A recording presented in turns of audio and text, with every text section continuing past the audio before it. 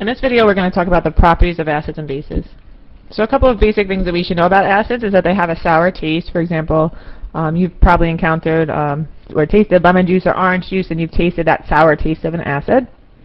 We mentioned in the last video that acids conduct electricity. They're electrolytes.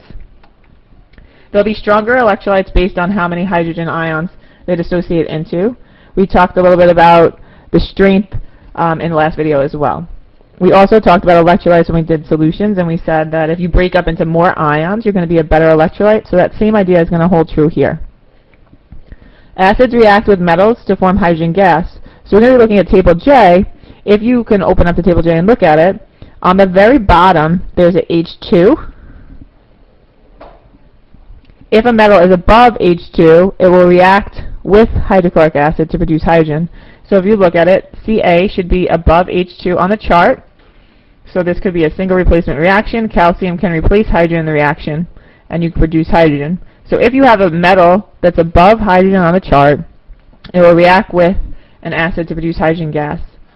And we're going to talk about this more in the next chapter, redox, but I just wanted to introduce it to you here that metals react with acids to produce hydrogen. Acids can react with bases in a neutralization reaction, and the products of that would be salt and water. This is a regular double replacement reaction, and we're going to look at this again later in a little bit later in the video.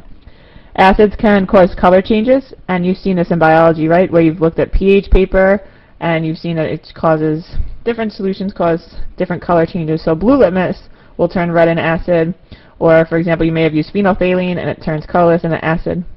We're going to do a lab where we'll look at different indicators and we'll watch what colors they turn. But we should know that acids and bases can cause color changes in indicators. So bases are, as we mentioned, those substances that produce hydroxide ions as the only negative ions in solution.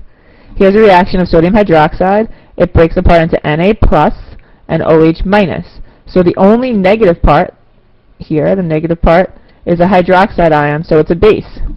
We look at the next reaction of ammonia and water, and the only negative ion is hydroxide. So even though NH3 doesn't have an OH at the end, it's still considered a base because the only negative ion it produces in solution is hydroxide. We're going to look again at the organic chapter. We'll talk about amines, which are compounds that contain carbon and nitrogen. They're related to ammonia as we get up to those. We do want to mention now, though, that there are substances called alcohols.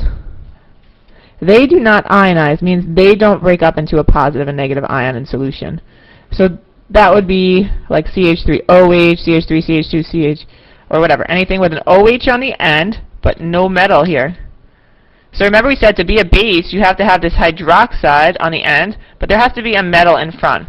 If it's all covalent, meaning it's all nonmetals, it's not going to dissociate and produce hydroxide as the only negative ion. It just stays as one piece. It's covalent, doesn't break up into ions, so it's not a base. Bases, a couple properties we should know. They taste bitter. They're slippery like soap. They conduct electricity because they're electrolytes. They take part in neutralization reactions, right? If you add an acid and a base together, you get something that's neutral. Just like acids, they can cause indicators to change colors. And one thing that we'll talk about in organic as well is that you could have a base react with a fat to form soap.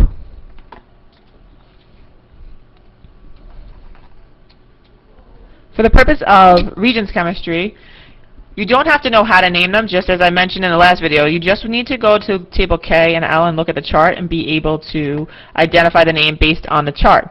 For pre-IB, we want to know how to name an acid. That if I have a binary acid, meaning just two elements, hydrogen and one other element, like HCl, you're going to give it the prefix hydro, then chloric, and then acid. So basically what you're doing is every acid that's binary will have hydro, and then the ending ic, and then the word acid. This is like a formula for anything that's binary. So if we had HBr, it would be hydro, brom, ic, acid. HI, hydro, iode, ic, acid. So that's kind of the formula for whenever you have something that just has two elements. When we look at something that has more than two elements, like something ternary, something from table E, we're going to use this acronym, IDIS 8IC, and it's going to tell us how to change the ending when we have a polyatomic ion. So NO3 is nitrate, it's on table E.